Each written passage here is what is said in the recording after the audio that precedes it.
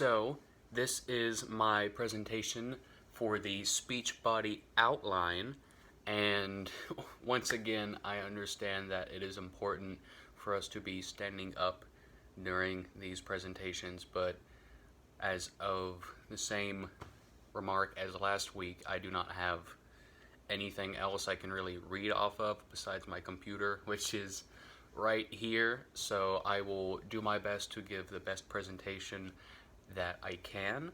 And with that being said, this presentation and the whole outline of the speech at hand is about psychology, and more or less it is about psychology in schools and school counselors and why I believe that they are important.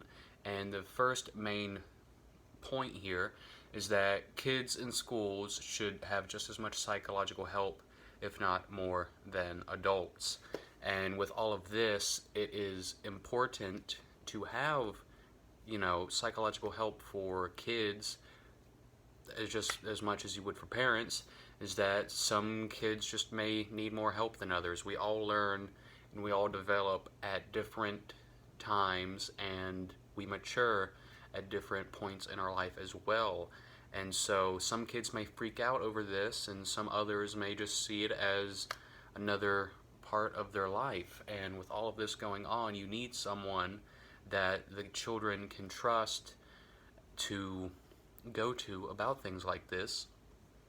And it's just overall something that isn't as focused upon as it should be, because there's so much that can go on inside of a child's head, especially one that's going through puberty or anything like that, that can need the help that it can't get anywhere else. And the other point with all of this is that children are slowly growing up and learning how life works, and as stated before, they may need additional help.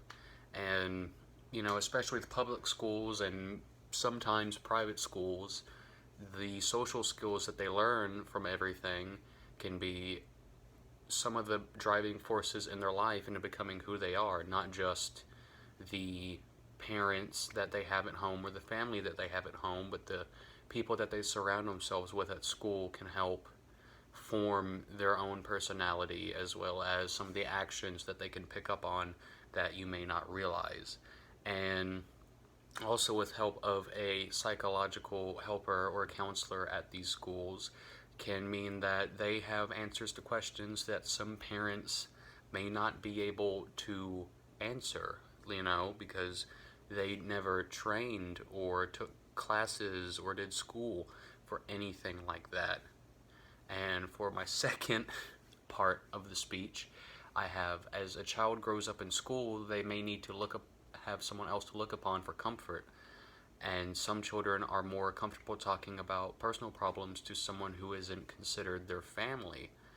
And with all of this, talking to parents can be stressful for kids. It can be something that they may not be, as aforementioned, comfortable with their own parents. I know for me personally, it's a lot easier to talk to someone that I don't have to go to, every day, like come home and see every day. And that was a big thing for me in school as well, is I would rather talk to one of the counselors or even say problems to some of my friends, which may not have been the wisest decision, but regardless, you need to have these counselors and people that the kids can look up to, because they may be the only people they are comfortable with discussing these problems with. And another of that is kids may not realize that depression is something that goes on in other people's lives and not just their own. I mean, regardless if it's seasonal depression or full-blown mental illness that the child can develop, it's something that they think no one else will understand. And that's Dave going on back there, if you can hear him. So I apologize for that, if that is an interruption. It's like I was going on, it's always important for these kids to understand that what they're going through is not just themselves. It's not just what's going on in their day-to-day lives is all just them. They need to understand that there are other people they can talk to. Okay, I'm not going to cut that out because I don't know how to, but I was thinking about sneezing when it seems like it's not going to happen. But as stated, it's just no one else, they think no one else will understand what's going on in their lives, and they really need someone to help explain to them that they're not alone and what they're going through is just something that's a part of life for people. And statistically, it's like 10.9% of the population in just America alone, not counting the rest of the world. So really, if you think about an average size class, that's 3 people in an entire class that have depression on average, and for a good chunk of these kids' lives, they don't know that. They think they're the one out of the entire school or the entire town, something like that. And to top it all off, without proper guidance, you don't know how long a kid will go without any proper help, if they even get any at all. And you can look at the 2 points of a parent may not be financially stable enough to take them to a clinical psychologist, and if all they have is the counselor at school, then that's better than nothing at all. It's something that's genuinely important. And just with anything like that, it's nice for them to have help that they can seek constantly 5 days a week, more than likely. Some counselors may take a day off or get sick, just as people do, but for the most part, having reliable everyday help where the kid spends most of their time for their developmental years, it's nice to have that. And another side about it all is that even though you may have some parents that are financially stable, they may not even believe in mental health or depression, and just believe that it's like not real, and it's just an excuse for people to be lazy or act the way that they do.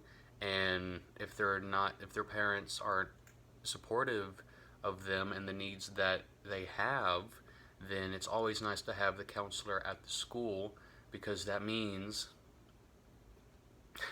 that they can even talk to their counselor or their teachers, and they can always seek the help at school, and the parents won't even know, because some parents genuinely get upset at their children because they seek out help that they need.